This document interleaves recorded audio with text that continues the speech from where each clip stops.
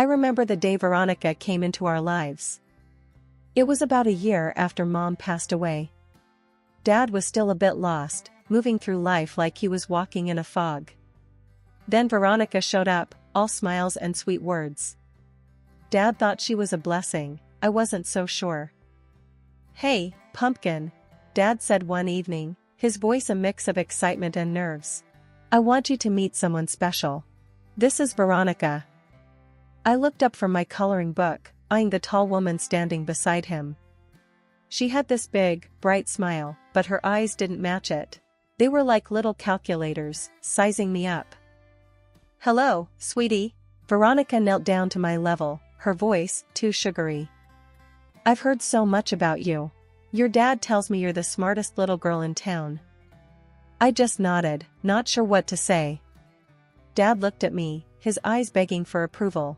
"Isn't she great, Dakota?" "Yeah, she's nice," I mumbled, turning back to my coloring. I wasn't good at lying, even then. The first few weeks were okay. Dad seemed happier, and Veronica tried to play the part of the caring stepmom. But then I started noticing things. Like how she'd be all nice when Dad was around, but cold and distant when it was just us. One day, she came home with a bunch of shopping bags.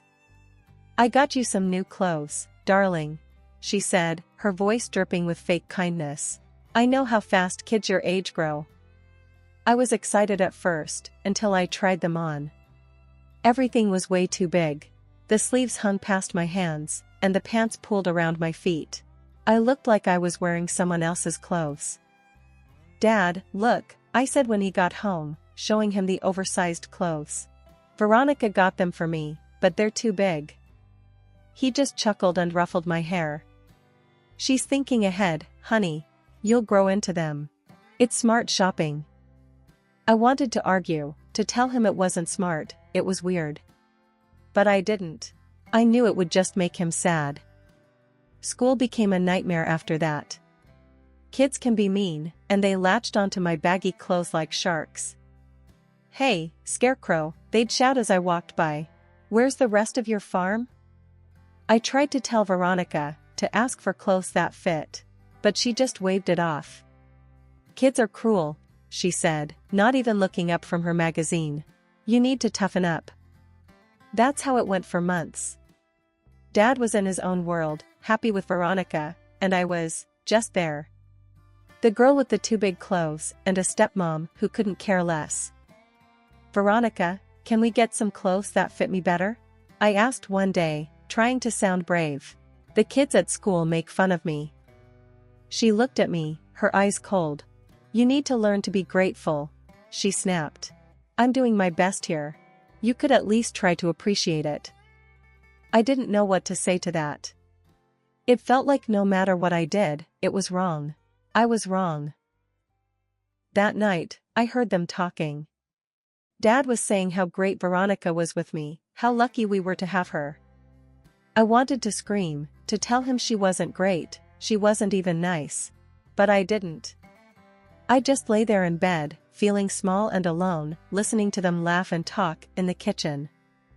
I remember this one morning, Dad had to leave early for work.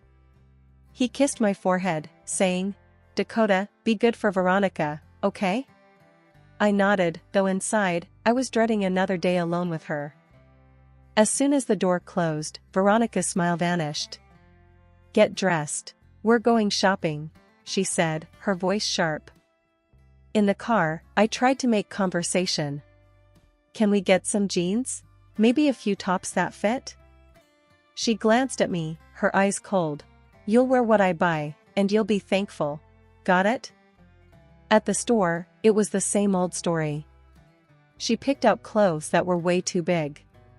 When I protested, she snapped, "Stop whining. You're lucky I'm spending money on you at all."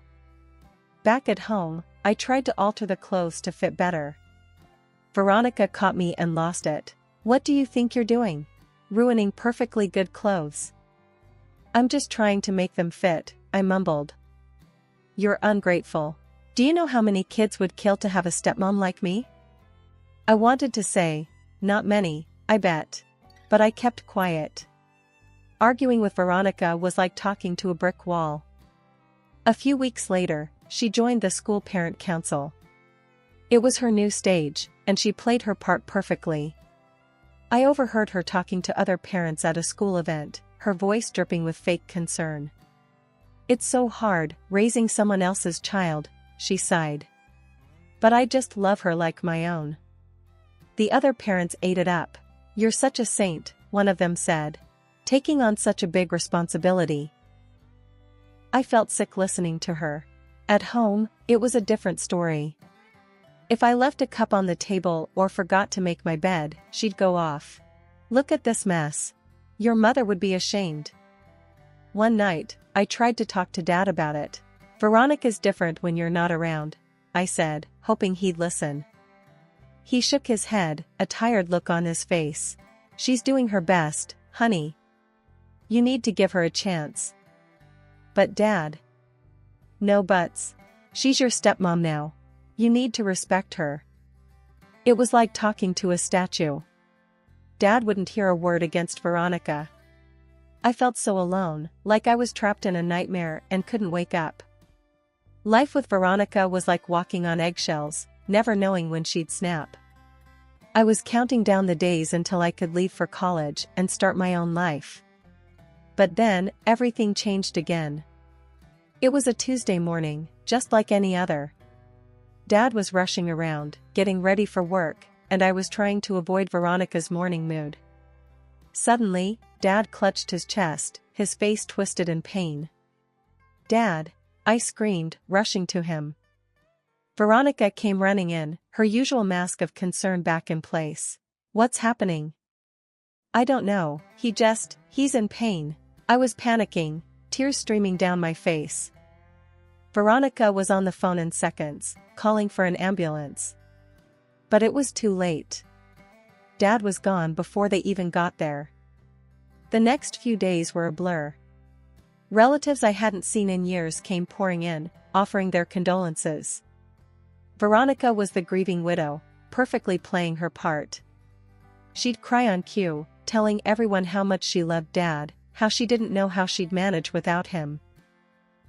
At the funeral, she gave a eulogy that would have won an Oscar. "He was the love of my life," she sobbed into the microphone. "And I will miss him every day." I stood there, numb, watching this performance. I wanted to shout, to tell everyone it was all an act. But I couldn't. I just stood there, feeling more alone than ever. After the funeral, once everyone had left, Veronica's mask slipped. We were alone in the house, just the two of us. She turned to me, her eyes cold and hard. "Now that your father's gone, things are going to change around here," she said, her voice low and menacing. "You're going to learn to respect me." I was still in shock from Dad's death, and her words felt like a slap in the face. "What are you talking about?" I managed to say, my voice barely above a whisper. "Don't play dumb with me, Dakota," she hissed. "Your father's not here to protect you anymore. And I'm not going to put up with your attitude." I couldn't believe what I was hearing.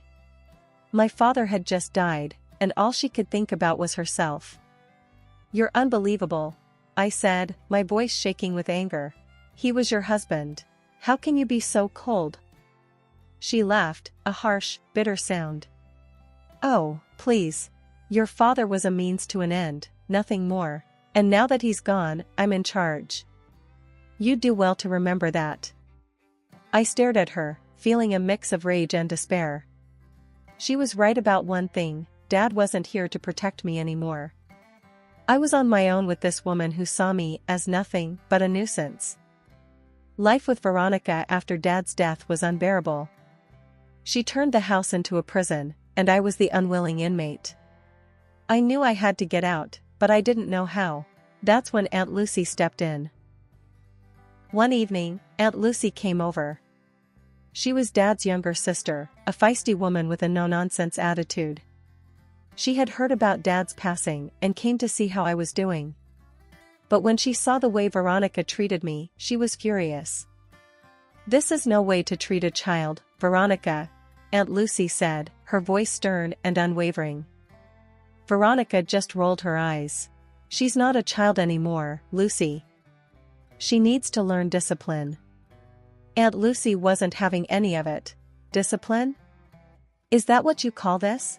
She's practically a prisoner in her own home. I remember sitting there, watching them argue, feeling a glimmer of hope for the first time in months. Aunt Lucy was taking my side, something no one else had done since Dad died. Listen, Veronica, I'm not going to stand by and watch you treat her like this, Aunt Lucy continued. She's coming with me. Veronica laughed, a cold, cruel sound. And what makes you think you have any say in this? I'm her guardian now. Aunt Lucy's eyes narrowed. We'll see about that. I'm not going to let you ruin her life. That night, Aunt Lucy took me to her place. It was a small, cozy house, nothing like the cold, imposing one I'd been living in with Veronica. For the first time in what felt like forever, I felt safe. You're going to stay with me from now on, Aunt Lucy said, sitting me down at her kitchen table. I've spoken to a lawyer. We're going to fight for your custody. I was overwhelmed. But Veronica said she's my guardian. Aunt Lucy shook her head. She may be your guardian for now, but that doesn't mean it's permanent. We're going to fight this, and we're going to win. The legal battle was tough. Veronica fought tooth and nail to keep me, not because she cared, but because she wanted control. But Aunt Lucy was a fighter, and she had a good lawyer. After months of back and forth, the court finally awarded custody to Aunt Lucy. Moving in with Aunt Lucy was like stepping into a new world. She was kind and caring, the complete opposite of Veronica. She encouraged me to pursue my interests and supported me in everything I did. Life's too short to be miserable, she'd say. You've got to find what makes you happy and go for it. I took her advice to heart. I started doing better in school, made new friends, and began to feel like a normal teenager again. Aunt Lucy was more than just a guardian, she was a mentor, a friend, a beacon of light in the darkness that had been my life. Living with Aunt Lucy gave me the stability and love I needed to heal from the years of neglect and emotional abuse I'd suffered under Veronica.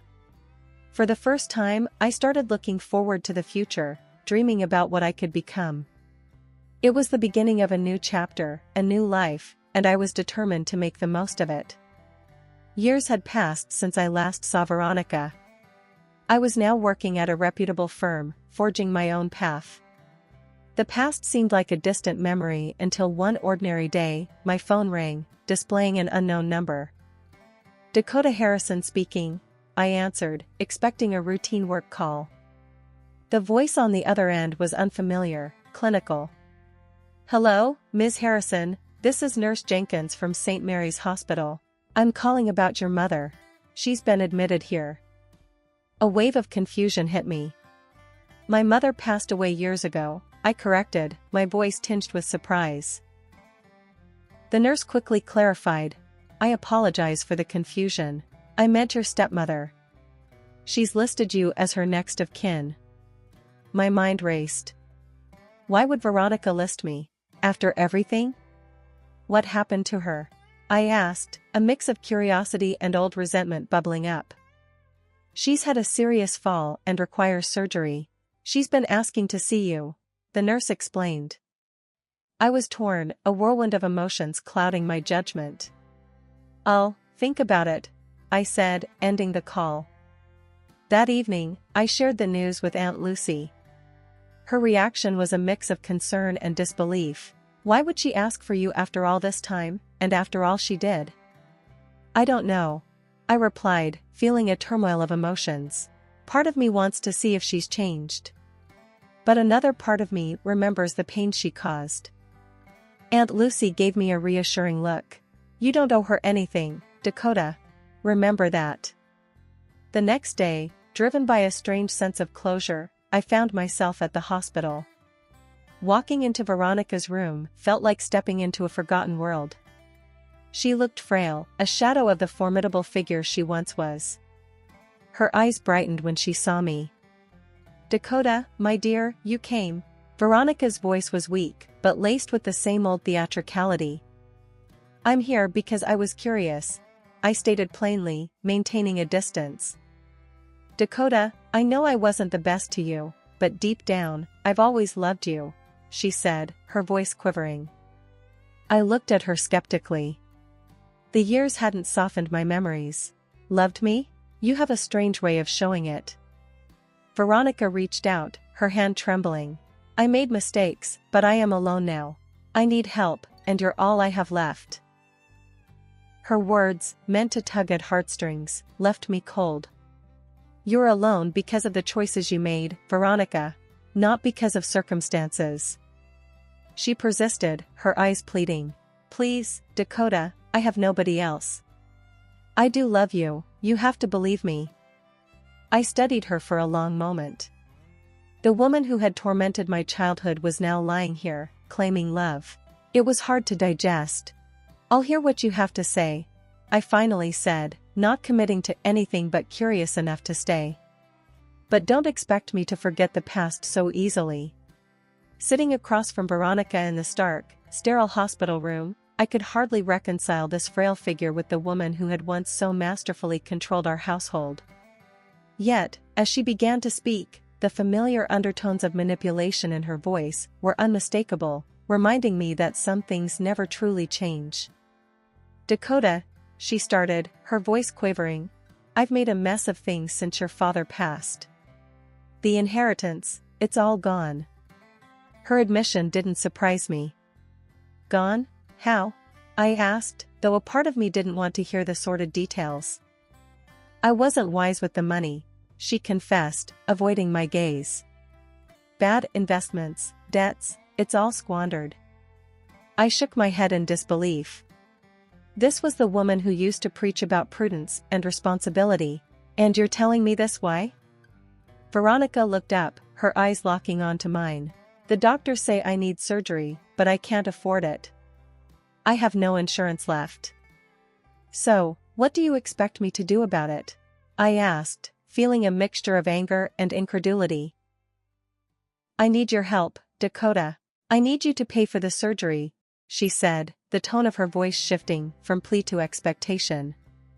I couldn't help but laugh, albeit bitterly. After everything you've put me through, you really think I'd help you? She tried to play the sympathy card again. You're my family, Dakota. The only one I have. Family? I retorted.